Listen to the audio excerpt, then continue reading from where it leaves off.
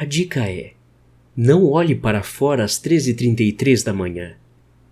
Você vai entender o porquê. Se você ainda não assistiu às outras partes, assista antes de continuar.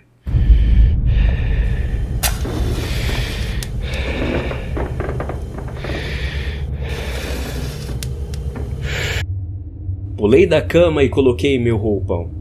Tentei ligar o interruptor da luz do quarto, mas nada aconteceu. O mesmo no corredor. Lion estava tentando me convencer? Ele estava tão desesperado para que eu compartilhasse de suas ilusões que de alguma forma foi lá e desligou tudo? Isso seria fácil, suponho. É só desligar o registro do poste e descarregar a bateria do meu celular sem que eu saiba. O que me deixou perplexa foram as torneiras da banheira. Nenhuma gota de água pingou. Suponho que Lion poderia ter fechado o registro também, mas não entendi por que ele faria isso. Ele nunca mencionou que a água não funcionava. Caminhando até a escada, tive que tatear as paredes, sem luzes acesas e nenhuma fonte de iluminação para usar. O corredor estava escuro como breu, e eu, desajeitadamente, descendo cada degrau e agarrando o corrimão. Normalmente, mesmo nesse momento, haveria luz suficiente vindo do brilho das luzes da rua lá fora para iluminar aqui, mas nem mesmo as luzes da rua estavam funcionando. Lion não poderia ter feito isso.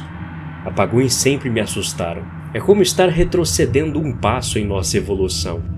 Sem a eletricidade, o ser humano é um animal primitivo novamente, com medo, imponente. Esquecemos o quanto dependemos dela, mas esses cortes de energia sempre nos lembram. Lion! Sussurrei. Mesmo com medo, não queria acordar Lucy. Esperançosamente, ela poderia dormir durante isso, pelo menos até de manhã. Fiz meu caminho pela cozinha, procurando por armários e maçanetas para não bater neles. Lion! Ainda sem resposta.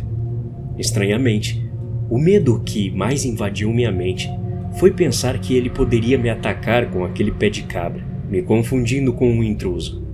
Tentei chamá-lo novamente, levantando minha voz um pouco além do sussurro. Talvez ele estivesse dormindo. Seria irônico se ele dormisse durante esse corte de energia, o primeiro pelo qual eu estive acordada. Na sala, pude ver apenas sua silhueta, sentado no sofá, de costas para mim. Meus olhos estavam começando a se ajustar à pouca luz que havia, e quando dei a volta no sofá, pude ver que ele estava acordado. Os olhos abertos, olhando para a frente. Ele estava agarrando algo com força com as duas mãos. Um rifle de caça. Jesus Cristo, Lion, eu disse. Que merda você está fazendo? Ele não respondeu. Apenas continuou olhando para a frente. Sua respiração lenta. Você sabe que eu odeio essa coisa, murmurei, me virando para ver o que ele estava olhando. Uma janela voltada para o nosso jardim. Era difícil dizer, com apenas um brilho do luar para ver, mas não parecia que alguém ou nada estava lá fora. Voltando-me para Lion, segurei a arma e tentei puxá-la de suas mãos. Ele não se mexeu. Nem mesmo o menor sinal de emoção passou por seu rosto. Ele e aquela arma idiota. Lion disse que tinha vendido depois de sua última viagem. Tentei puxar de novo de suas mãos, com força agora. Mais uma vez, Lion nem piscou. Tá bom, Lion, eu acredito em você, eu disse largando a arma. Mas eu gostaria que você parasse de agir assim. Apenas me diga o que há de errado. Lion não disse nada. Não fez nada. Nem mesmo brigou comigo. Até sua respiração era a mesma. Ritmo constante. Tentei puxá-lo do sofá, mas era como se ele estivesse congelado. Isso começou a me assustar um pouco. Ao olhar mais de perto, percebi algo. Lion não estava mesmo piscando em nenhum momento. Tentei sacudi-lo, mas ele nem balançou. Foi como tentar empurrar uma parede. Foi quando me lembrei do que ele disse na vez em que me acordou com o alarme. Era como se você estivesse dormindo com os olhos abertos. Suas palavras ecoaram em minha mente. Pensei em uma forma de testar se ele estava fingindo. Levantei meu dedo indicador até seu rosto e lentamente, cuidadosamente, fui até seu olho. Meu dedo pressionou o branco do seu globo ocular, úmido e mole. Lion nem mesmo piscou. Dei um passo involuntário para trás e coloquei a mão sobre a boca. O corpo de Lion estava aqui, mas ele não, dormindo com os olhos abertos. Desabando na cadeira na frente dele, minha mente disparou. Era isso que ele estava passando toda a noite? Preso nesse lugar onde nada funcionava, sozinho? Ele tinha dito que pareciam horas. Surpreendentemente, isso me deu algum conforto. Eu poderia apenas esperar até que tudo acabasse, então foi isso que fiz. Sentei naquela cadeira e tentei dormir, mas não importa o quanto tentasse, não conseguia adormecer.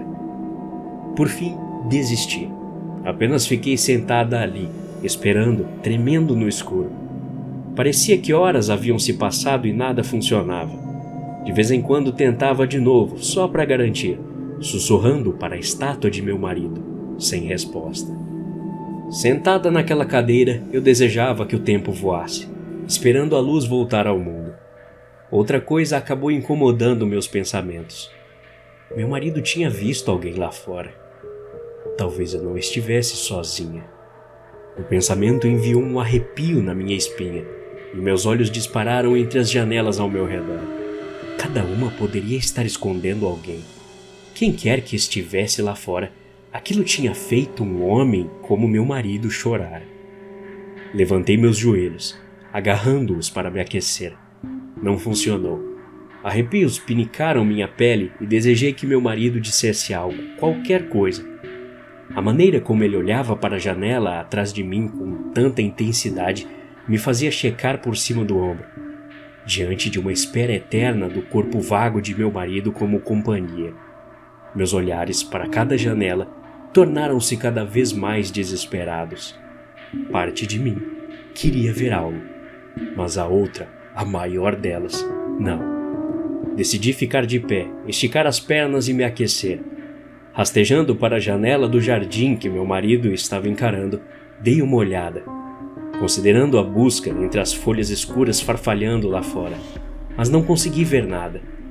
Fosse paranoia ou outra coisa, parecia que alguém estava me observando pelas janelas.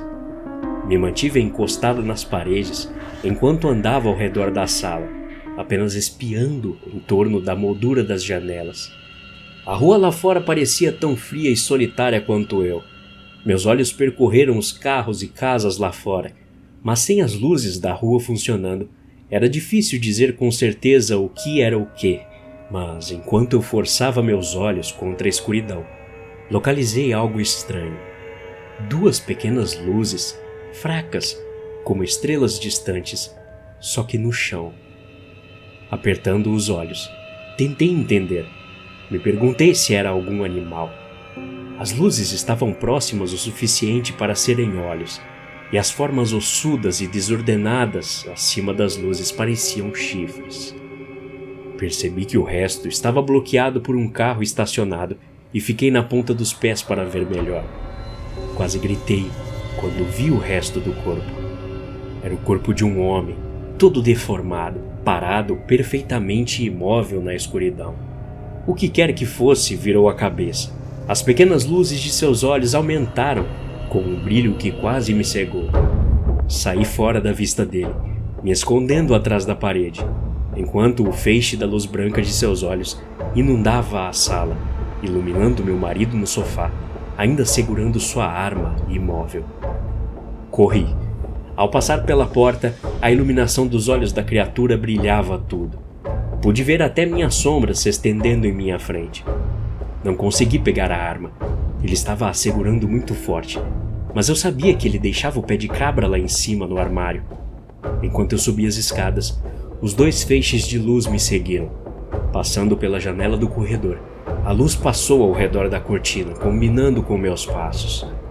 Mesmo que as cortinas estivessem fechadas, o que quer que estivesse me observando, sabia exatamente onde eu estava. Abrindo a porta do quarto, preparei-me para pular no guarda-roupas, por alguma chance de me defender. No quarto escuro, meus olhos se voltaram para a única luz. Números na escuridão. vinha do relógio, que marcava 13h33. Atrás de mim, a luz espalhou minha sombra pelo chão.